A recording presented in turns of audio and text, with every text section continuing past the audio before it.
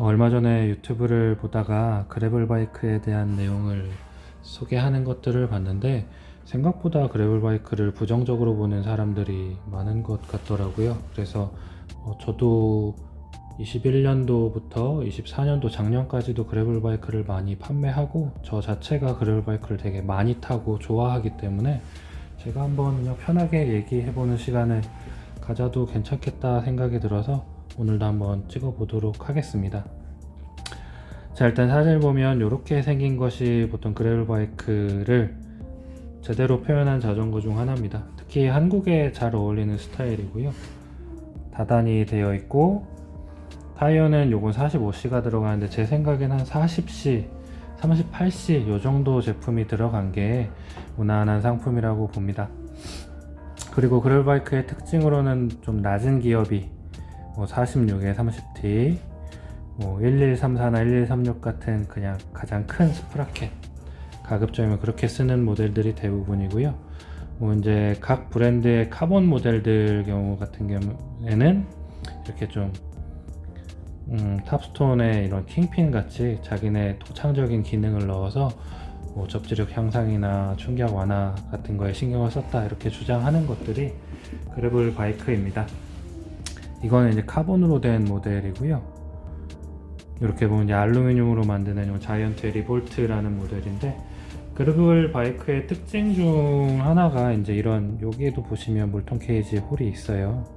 포크에도 아일렛이 있고 탑 튜브 그리고 요런 데 보면 체인스테이 끝에 홀이 있어서 오르트립에 퀵넥 같은 거를 설치할 수 있어서 여행용으로도 쓸 수 있고 이렇게 탈 수 있는 게 그래블 바이크의 특징입니다.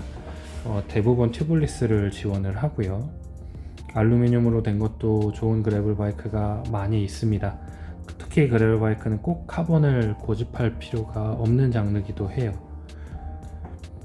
자, 영원히 사라지지 않을 장르죠. 스틸도 나오는 게 또 그래블입니다.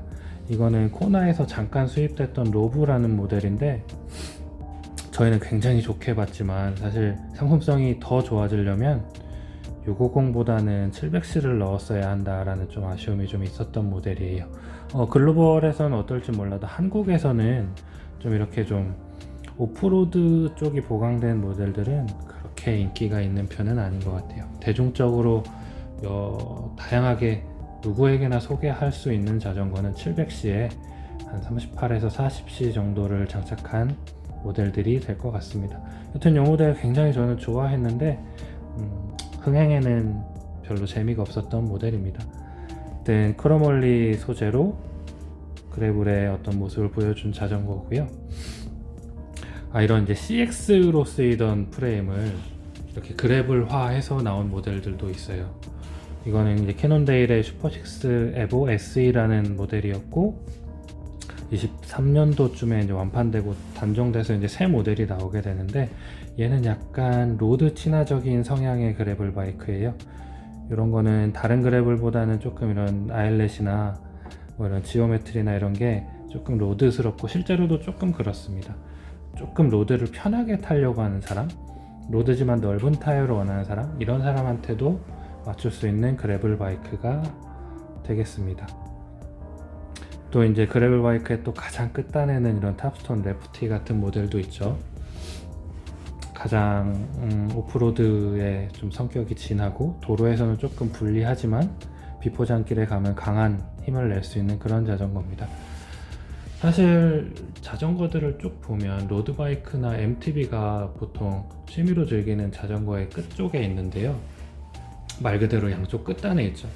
가장 빠른 것과 가장 이제 터프한 것 이렇게 양쪽 끝단에 있기 때문에 그 끝단에 있다는 것 자체로 장점이 크게 있겠지만 또 단점도 있기 마련이거든요. 그거를 뭔가 하나로 통합하려고 하는 노력을 보이는 것이 그래블 바이크다 이렇게 이해해도 되겠습니다. 이거를 애매하다라고 이제 깎아내릴 수도 있고 야 이런 애매한 걸 살 거면 차라리 로드사, MTB사 이렇게 하는 말도 뭐 틀린 말은 아니고 근데 이제 어떻게 타야 되는지 모르는 사람들, 입문자들 그리고 같이 타는 사람이 딱히 없는 사람들이 혼자 고민을 하는 경우에는 그래블 바이크를 선택하는 게 가장 무난하고 자전거를 좀 질리지 않고 오래 탈 수 있는 선택이지 않을까 하는 생각을 가지고 있습니다. 그레벨 바이크는 저는 좀 자전거를 운동으로서 좀 본격적인 취미로서 즐기려는 사람들이 가장 먼저 생각했으면 좋겠어요. 아주 재밌는 자전거입니다. 그레벨 바이크의 가장 큰 장점 중 하나가 바로 요 모습인데 어디든 갈 수 있어요. 우리가 생각하는 자전거 도로나 그냥 시내 라이딩을 한다거나 특히 용인이나 이제 요 동탄 저 밑에 오산까지 해서 평소 계시는 곳에서 한 3km에서 5km 정도만 나가면 뭔가 있습니다. 이런 비슷한 데가 어딘가가 있어요. 이런 데 가서 조용하게 즐길 수도 있는 것이 그레벨 바이크입니다. 물론 가까운 공원이나 자전거 도로에서 타셔도 당연히 되는 자전거기도 하고요. 아까 보셨듯이 각종 뭔가를 걸칠 수 있는 홀이 많기 때문에 출퇴근용 자전거, 여행용 자전거로 써도 충분합니다. 제가 봤을 때 그레벨 바이크는 로드 MTB, 투어링 바이크들의 장점을 좀 잘 모아놓은 자전거예요. 자유도가 굉장히 좋습니다. 자기 스타일에 맞게 바꾸기도 좋고 언제고 어느 계절이고 비가 오건 눈이 오건 덥건 몇 박 며칠을 여행을 가건 이 자전거 하나로 끝낼 수 있다는 게 가장 큰 장점입니다. 그쵸, 이런 도로에서 타면 얼마나 멋있어요. 이것도 저희가 라이딩 할 때 찍었던 사진인데 이런 데가 우리나라에 은근히 많습니다.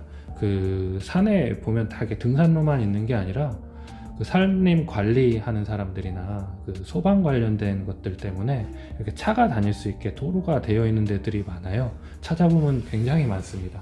이런 데 가서 코스를 만들어서 타면 굉장히 좋죠. 이거는 다른 장르 로드 같은 거에서는 특히 그래블이었을 때 가장 좀 멋지게 즐길 수 있는 부분이지 않을까 싶어요.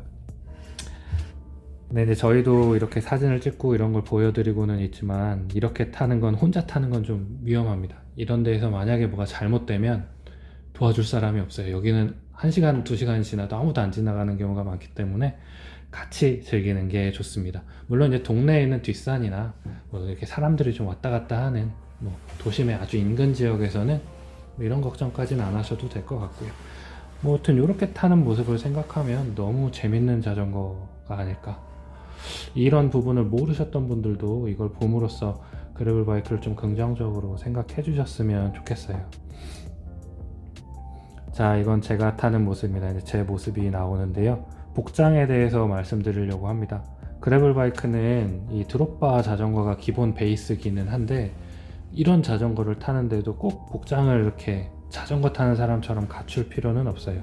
물론 이제 제가 입은 거는 자전거 브랜드의 의류긴 한데 사실 평상시에 입고 다녀도 상관이 없는 옷들이기도 해요.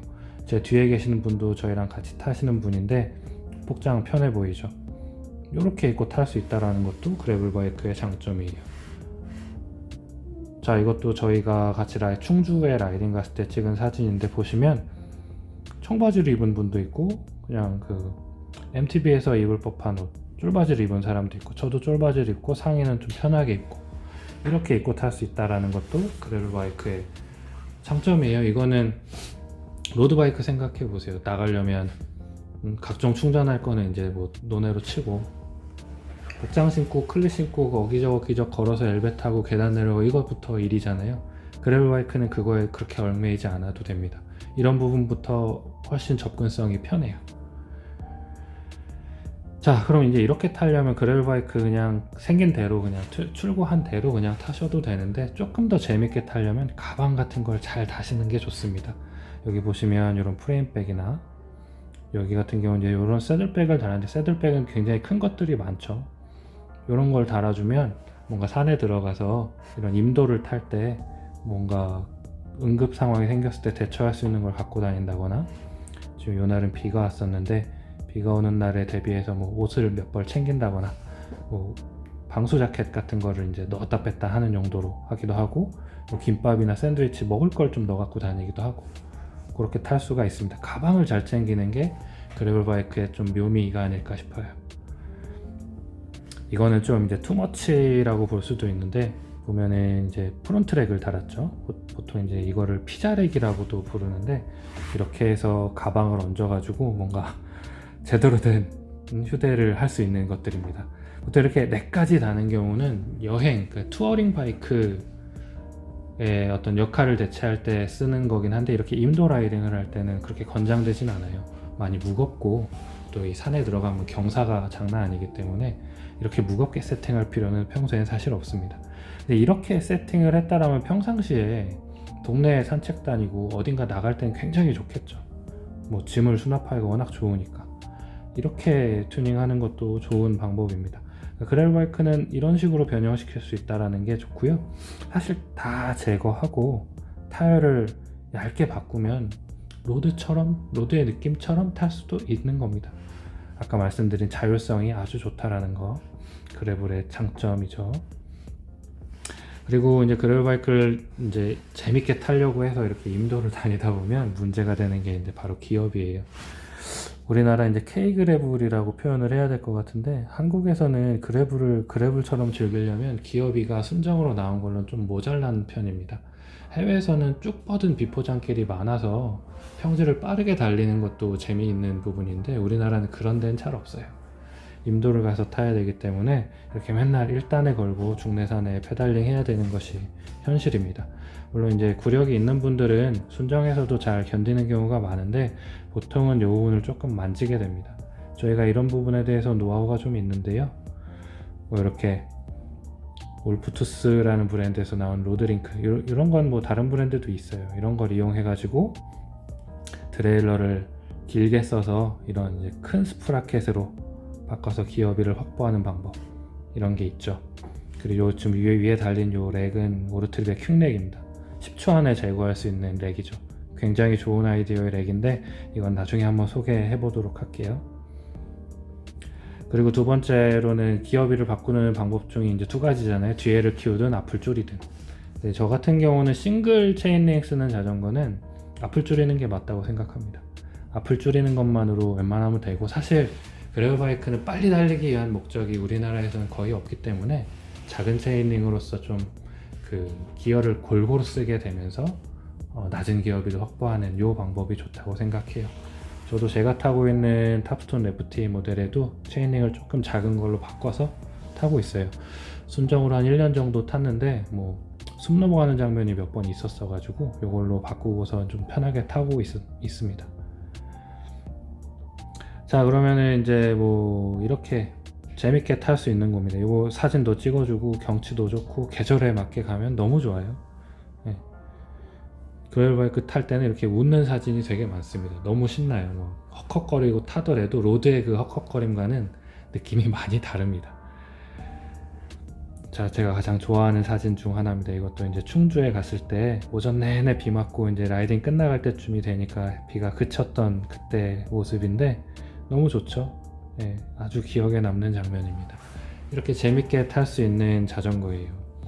이렇게 같이 어울려 타지 않아도 다른 자전거보다 더 재밌을 거예요. 그냥 동네에서만 타도. 그거는 제가 좀 자신 있게 말할 수 있는 부분입니다. 자, 요것도 저의 좋은 추억 중 하나입니다. 온탄고도 갔을 때인데 거의 한 6시간, 7시간 내내 비를 맞았어요. 그것도 적지 않은 비를 맞았어요. 이거 갔다 보면 자전거들이 정말 안 망가진 자전거가 없을 정도로 다 심각하게 망가졌었는데 이런 추억도 있습니다.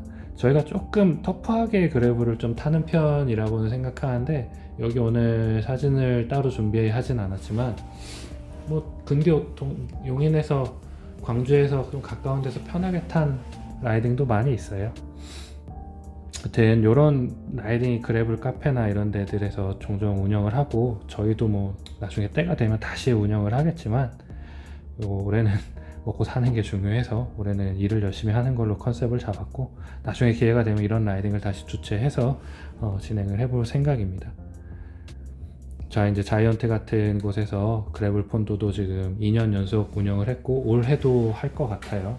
작년에 가서 물어봤을 때 올해도 한다 그랬기 때문에 이런 대회도 나가면 다른 대회랑 많이 다릅니다.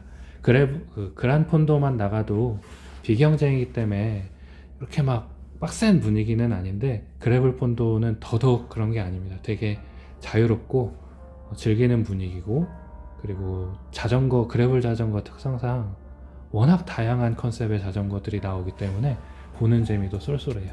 이런 그래블을 좋아하시게 되면 이런 이벤트도 꼭 참석했으면 참석하시면 좋을 것 같아요.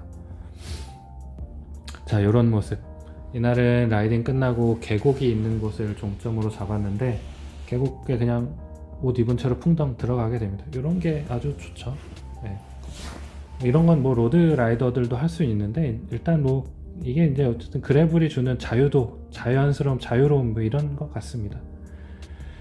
자, 그래서 저는 요새 어떻게 타고 있냐면 예수님이 저한테 뭐 필요 없다고 리볼트 프레임을 하나 주고 가셔서 이렇게 플랫바로 해가지고 큐스 32T 체이닝을 넣어서 이렇게 해서 출퇴근 자전거로 타고 있어요. 물론 출퇴근만을 목적으로 하는 건 아닌데 그게 가장 큰 이유긴 하지만 이걸로 동네 한 바퀴 돌까 하고 쓱 끌고 나가면 정말 생각지도 않았던 데까지 갈 수가 있어요. 온 동네를 다 쑤시고 다닌다고나 할까요? 뭐 공사 중, 길 없음, 그리고 뭐 사람이 너무 안 다니는 이상한 길도 한번 들어가 볼 수가 있고 그럼 뭐 시간 가는 줄 모르고 2시간, 3시간 타고 옵니다. 이런 게 너무 좋아요. 그래바이크의 장르가 종류가 워낙 다양한데 좀 정형화되어 있어요. 오늘 처음 보여드렸던 사진 보여드리면 처음 보여드렸던 게 요 모델이 그래블바이크를 좀 상징하는 정형화된 모델 중 하나인데 이렇게 타셔도 다 되는 겁니다. 저처럼 이제 플랫바로 바꿔서 일상용으로 쓰셔도 좋지만 이렇게 타셔도 좋고요.